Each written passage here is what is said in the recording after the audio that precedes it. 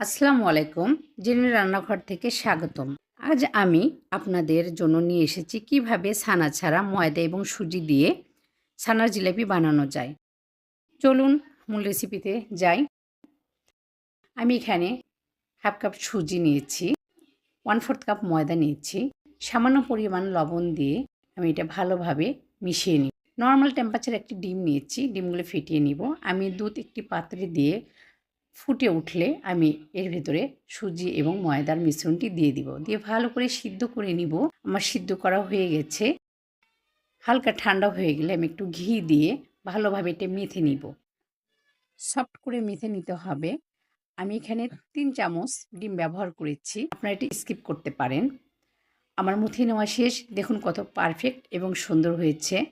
আমি এখন শিরে করে নেব। এখানে আমি স্কিপ করেছি 2 কাপ চিনি এবং 2 কাপ পানি দিয়ে